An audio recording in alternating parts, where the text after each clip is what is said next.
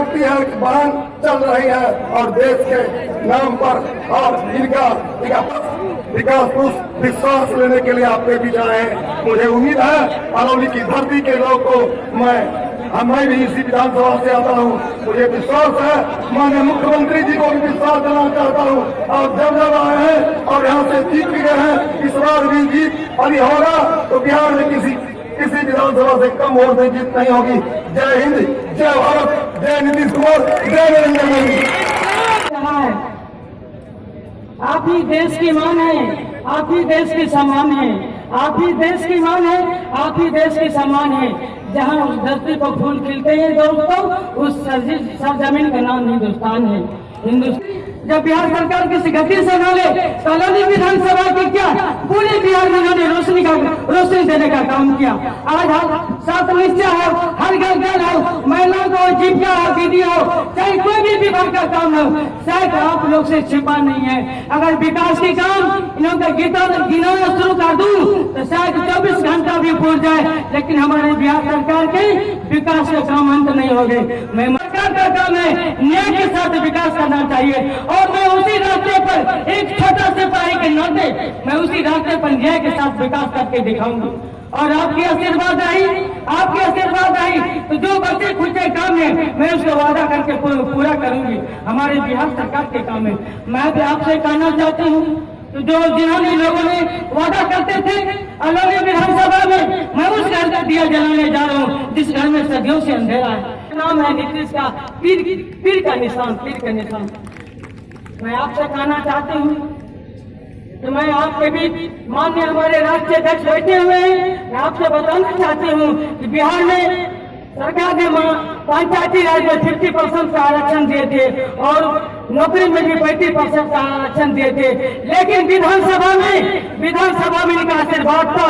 121 में माननीय हमारे राष्ट्रीय अध्यक्ष ने 21 महिला को प्रत्याशी बनाने का काम किया। नीतीश नहीं गांधी है, देश के दूसरा गांधी है। जाति जनजाति को भी नहीं था और अति पिछड़े वर्ग को कौन पूछता था? आप जरा याद कर लीजिए उन दिनों क्या हाल था। अपराध की कितनी घटनाएं घटती थी, कितने नरसंहार होते थे, सांप्रदायिक दंगा होता था, हर तरह की घटना घटती थी। लोगों को अपहरण कर लिया जाता था माल के कमाने के चक्कर में, और किस तरह से कितने व्यापारियों को और कितने लोगों को छोड़ करके भागना पड़ा था, कितने चिकित्सकों को क्या स्थिति थी। और जब काम करने का मौका दिया तो हमने कायम कराया, कानून का राज कायम कराया, जंगल राज से छुटकारा दिला दिया और कानून का राज कायम हुआ।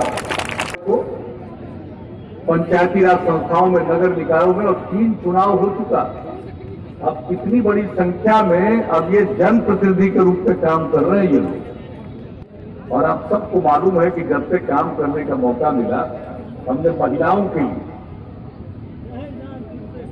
महादलित, दलित, आदिवासी के लिए, अति पिछड़े वर्ग के लिए, अल्पसंख्यक समुदाय के लिए जो भी विशेष पहल करनी थी वो सब हम लोगों ने किया।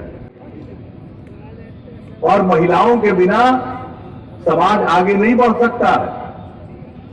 आज हम आप सब यहाँ पर मौजूद हैं। आप बताइए, बिना महिला के यहाँ पर किसी को आने का मौका मिलता? लेकिन महिलाओं के प्रति उस ढंग से किसी का ध्यान ही नहीं रहता था।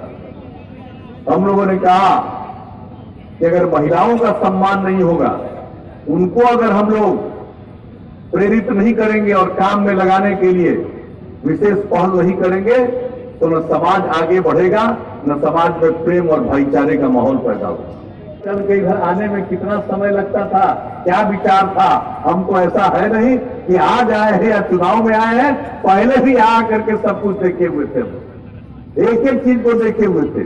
तो इन सब चीजों के लिए कितना हुआ आप जान लीजिए। कुशेश्वर स्थान दरभंगा से फुलतोड़ा घाट अलौली खगड़िया तक नए पथ का निर्माण कार्य तेजी से जारी है और हम एक एक चीज को ऊपर से समीक्षा भी किए हैं, छोड़ते नहीं है। अक्सर देखते हैं कि काम चल रहा है, कैसा चल रहा है। और फुलतोड़ा घाट के समीप बिहार राज्य पुल निर्माण निगम लिमिटेड द्वारा 2 पुलों का निर्माण कराया गया, जिसकी लंबाई क्रमशः 405 मीटर और 101 मीटर। अब आप बताइए, अलौली प्रखंड में खगड़िया सोनमनखी रोड के 7वें किलोमीटर पर 46 करोड़ 28 लाख की लागत से उच्च स्तरीय पुल का निर्माण कराया गया। इस पुल के निर्माण से लगभग 2 लाख आबादी जिला मुख्यालय से जुड़ गई। तो इन सब चीजों पर काबू पाया हम लोगों ने, विकास का काम किया। कोई इलाका उपेक्षित नहीं है, हर जगह के लिए काम किया हम लोगों ने। तो इसलिए हम तो आपके बीच में आए यही कहने के लिए कि भाई आपने जब से मौका दिया हम लोगों ने तो काम ही किया।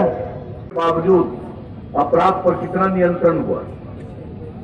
हर साल केंद्र सरकार के द्वारा हर राज्य के अपराध के आंकड़े प्रकाशित होते हैं। जब हम लोगों को मौका मिला, कितनी अपराध की घटनाएं थी, घटते घटते घटते आज आप जान लीजिए, अब पूरे देश में बिहार इतना बड़ा राज्य, इतनी बड़ी आबादी का राज्य, अब 23वें नंबर पर अपराध पे चला गया। अब पहले किसी का सुनवाई भी होता था जी, और किस तरह से हम लोगों ने जो अपराध करने वाले हैं उनको सजा मिले, इसके लिए भी राज्य सरकार की तरफ से जो पहल की थी, इसके बाद सब कुछ नियंत्रण में आया। इसलिए इन बातों को भूलिएगा नहीं।